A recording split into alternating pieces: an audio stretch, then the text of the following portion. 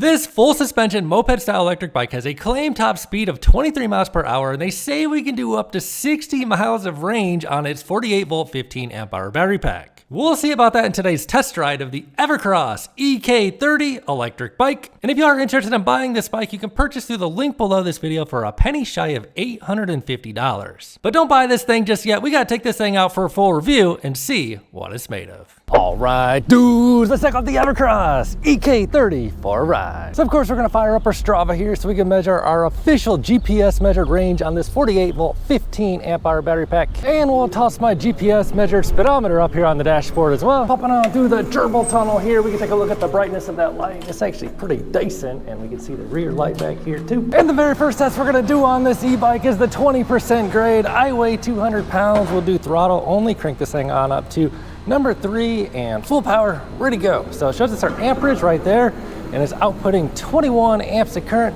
pulling us on up the 20% grade. Did not pedal that at all. So I wouldn't say it crushed it, but it definitely did it without me pedaling, and that's decent. So before we get out here and go wild, let's go ahead and throw these polarized glasses on. Can you see that display through these? Yes, you can. I can see that car too. Not the brightest display I ever seen, but we do have the headlights on, so let's turn that off. Oh, it doesn't actually change the brightness. It doesn't tell you if it's on or off either. So this bike does weigh in the low 90s. Let's go ahead and try and pedal it on pedal assist 0. If we I'm just chilling, bro, you can go. So pedaling this thing on pedal assist 0, you know, for one, I can tell you this thing is definitely designed for a shorter rider. I am 6'5", so this bike doesn't exactly fit me. So all I can really say is if you're 6'5" and you plan on pedaling this thing for exercise, you might look like a little cartoon character. My knees are coming up to the handlebars. So let's go ahead and try this thing on pedal assist 1, and yup, feeling a little bump in power there, taking us on up to, well, I'm gonna switch the gearing on over to number 5, and pedal assist 1 will take us up to 9 miles an hour. It is a cadence sensor, so it doesn't matter how hard you press on the pedals or anything like that. It'll just hold you at a consistent 9 miles an hour while pedaling. What if you twist the throttle? So same thing, when you're on pedal assist 1, whether you're pedaling or using throttle, your cutoff limit is gonna be 9 miles an hour. Does it give us like a reduced power? Let's see.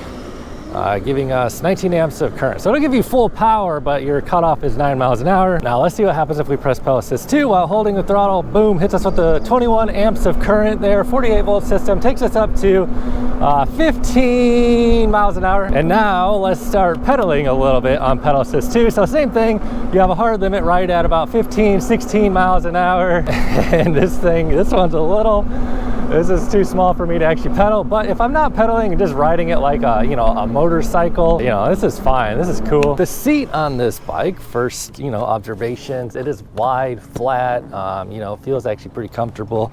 It is full suspension, not like a ton of, you know, squish to that suspension. It's not sitting on like a 4-bar linkage or anything, but it does have 2 shocks back there. And then of course it has front suspension as well. So I mean, that's good for multiple reasons. Let's take this turn here. So just having a little bit of suspension on a moped style e-bike, in my opinion, is excellent because one, on these moped style bikes, you're kind of just sitting back chilling over the rear. So if there's no rear suspension on there, your back and, you know, your spinal cord and butt's going to be taking all the bounces. This way, you know, at least, you know, you get a little bit of cushion back there. And then not only does it protect your body from the, oh, what do we got here? Oh, that's the Lotus. I thought that was the McLaren for a moment. And then the second main benefit to the suspension is it protects your frame and your battery and all the electronic components from all the bumps in the road. I don't know if you guys have seen it, but on some of, you know, the hard frame Super 73s, those frames, sometimes they'll just snap in half when they don't have any suspension. If you ride them too hard. So suspension is a good thing. Bro, that truck is like a shadow. Now this bike is a simple, easy operation. It only has 3 levels of pedal assist, no 5 levels like typical e-bikes. So that doesn't change anything. I think 3's fine. So we are on 3, and 3 will give us that max level of current until we get up to 20 miles an hour on throttle only. What if we start pedaling, start putting a little bit of ghost pedaling? Now, it's pretty hard for me to keep up with the pedaling at this point, but since it is a cadence sensor, you actually don't need to put like tension on the chain and put down any power of your own. You just gotta rotate the crank arms and it'll give you power, and this will take us up to 19.8, right at 20 miles an hour. And that's before we unlock it. We're gonna get in there and unlock this thing in just a moment. So speed-wise, this thing is a Class 2 e-bike out of the box. Let's take it off the road, try the suspension a little bit over here, just kind of see how it feels. So Basic suspension, you know, I can feel the bumps and stuff, but it's definitely insulating the components and frame to some degree, and as well as my body from the bumps on that off-road surface. Again, not, you know, like excellent suspension, but we are talking a sub $1,000 electric bike, and I probably should have unlocked this bike before I started to really get out here on this road, but what the heck, we're out here, let's give it a go. And while 20 miles an hour might not seem blazing fast compared to some of the bikes I review, we can easily pass, you know, just a non-motorized bike without even pedaling with ease. This is like basically as fast as you can ride a pedal bike without a motor on it. And we do have some turn signals. We're gonna flip that on. Hey, what's gas prices where you guys live? $5.39 a gallon here. So one of the nice things about these e-bikes is you'll never be stopping at a gas station. And we are gonna get into the settings and unlock this thing, but do keep in mind this is a 48 volt, 15 amp hour battery pack. So if you're going crazy on speed on this, you will drain that battery pretty darn quickly, yeah, depending on your weight. I weigh 200 pounds. Obviously, you'll get better range if you weigh less than me. And it does seem like this bike is designed for a smaller rider. Come on, little bike. Come on, little bike. Let's go. So let's go ahead and do a 0 to 20 acceleration before we unlock anything. Full throttle, ready, go. So kicks on that power, gives us 21 amps of current right away. Basically peaks out right around 20 amps of current. 14, 15, 16, 17, 18, 19, and it basically cuts our power right before we hit 20. So that is the acceleration for you. Let's go ahead and unlock it and see if it'll go any faster. So to unlock it, you just hold the plus and minus button here for a moment, tab on over to P number 8, and now it's set at 24 out of the box, so we can just raise that up to 69. Will probably do it. Let's do that. So after unlocking the top speed to 69, ready to go. 5, 10, 15, 19, and despite the manual saying P08 will unlock the top speed, it's still topping us out at 19.8. Oh, maybe we have to turn the pedals a little bit. A lot of times a class 2 e-bike will top you off on throttle only at 20, then you have to actually rotate your legs. So one more run here, we'll give it throttle now and start rotating my legs here just a little bit, just to trick the cadence sensor basically into thinking that we're pedaling.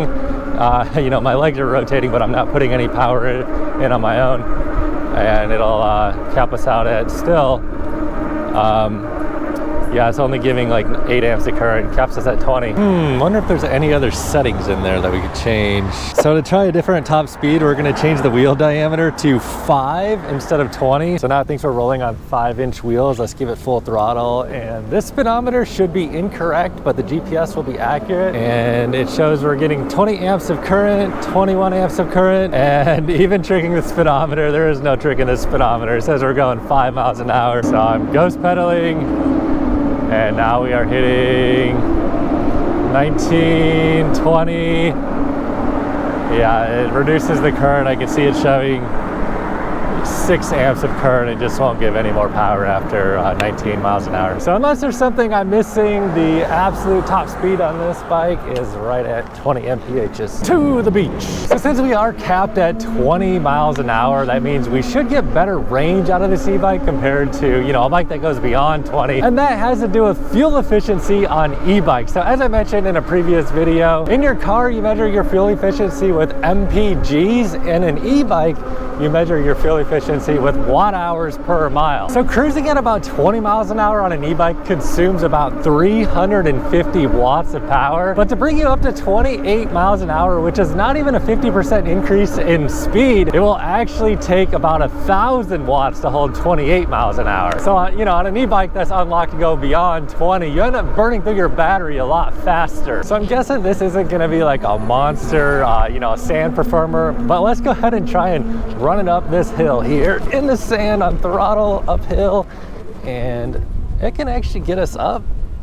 Gave it a little bit of push off there at the end, but it'll it's got the wide enough tires, 4-inch wide knobby tread tires, and then we'll ride it just right here. And yeah, that, you know, it has rear suspension, so it's insulating me from some of the bumps, but definitely not, you know, like a 4-bar link suspension. This thing's probably gonna be mostly good on the street. You do a little bit of light off-roading though. It says P08 is speed limit. 0 to 50. So I think we did all we can do. Controller current limit value setting is 0 to 20 amps. So yeah, that's the peak power. 20 times 48, that'd roughly be your peak power output on this e-bike. Right around 1,000 watts peak. So I'm guessing this is not gonna be your #1 choice of an e-bike for riding off in the sand, but the tires are wide enough at 4 inches wide. So let's go ahead and see how our power's on through here. So 20 amps of current, and this sand is going to bring this bike to a halt pretty quickly here. But if you do want to bring this out for a little picnic or something on the beach, you know, you got that throttle so you can just kind of run beside it and you can get it to where you need to go. This is the power of the Evercross. I feel like this dude's like a pro skater or something. There's like a whole film crew out here. Maybe not. Dang, dude. Look at that. Wow. That dude is crushing. Oh.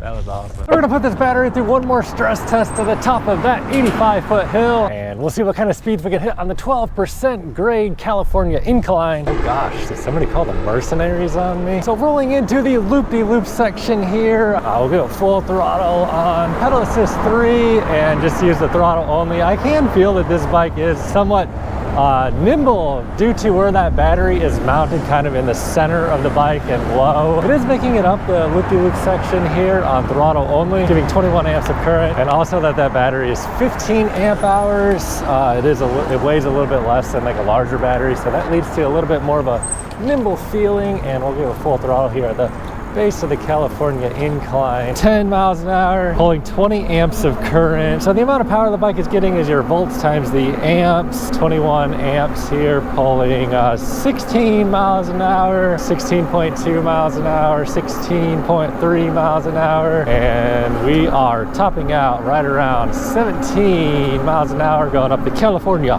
incline. The good news is we did not have to pedal at all. And this e-bike is rolling on mechanical disc brakes, so you want to make sure those levers are completely snugged up and stuff before you get yourself into a situation where you need them. I'm gonna dial those in just a little bit, and we'll give them an official test here at the bottom of the California incline. So mechanical disc brakes, they do require a little bit more maintenance every now and then, you know, doing the dials here and there, but you'll never have to do like a brake bleed like you would have to do on a hydraulic brake system. And as we get down here, I'm gonna start pulling on those levers a little bit early because they are 160 millimeter rotors, and we do have mag wheels, which weigh a little bit more than spoke wheels. The benefit of the mag wheels is you'll never have broken spokes, but they do weigh a little bit more, so you have a little bit more rotational wheel mass. Trade-offs, bro. So these mechanical disc brakes are basic, you know, they get the job done. They bring the bike to a stop. Maybe not quite as powerful as hydraulic brakes on larger rotors, but for an e-bike price under $1,000, you really can't have it all and the cheap price. So, you know, these things work. So let's go ahead and see what they can do, stopping from about 20 miles an hour if you just pull on them levers. Oh yeah. So it did actually loosen up a little bit there. We need to tighten that down. So the brakes work. They just don't give you quite as linear stopping force as hydraulic brakes, and maybe not quite as much stopping force. So we're gonna head on home, check the final range. It is showing 3 out of 4 bars right now and 47.2 volts. But first, let me share my final thoughts on the Evercross EK30. So the good things it has going for it is you can buy this thing for $850 in the link below this video in the description box. So really, that's not too bad on the price. And then I think the other major benefit of this e-bike is the style. I think the seat looks cool on this bike, and it's also comfortable than the shiny black paint. It's got a pretty cool vibe to it, and then the gum wall tires go well with that seat. And then since it does top out at 20 miles an hour, it does make it legal in more places to ride, and you will get better range cruising at 20 compared to say 28. So for the price, not a bad e-bike. If you do want to buy one, buy through the link in the description box. But first, let's head on home and see what the final range is on this 48 volt 15 amp hour battery pack. Check out that e-bike right there. How about that? That's what we call a G-bike. What have we got going on over here? The Cybertruck, of course. The Cybertruck. Maybe we should see if this thing is dent proof. Oh, it's gotta be the coolest car of 2024. All right, dudes, just rolling back into the neighborhood here. Hour 35 minutes ride time today, average speed 11.3, and we just crossed over 18 miles, and it is showing 2 out of 4 bars remaining on the display. And if we roll up to a stop here, it does say 45.8 volts on the battery, so I'd say, you know, that's definitely a little bit below 50% on the battery. And that's with me, you know, pretty much maxing this thing out at about 20 miles an hour most of the time I'm riding it. And I did not pedal this thing at all, as I am too large really to put in pedaling power, and I do weigh 200 pounds. So yeah, obviously you get more range out of it if you actually help it. Also, if you slow down the speed a little bit, you get more range out of it. So $850 for the Evercross EK30. If you do want to buy one, buy it through that link down below the video in the description box. It would help support my reviews, and I would greatly appreciate your support. However, if this is not the e-bike for you, maybe you should watch this video. Catch you over there.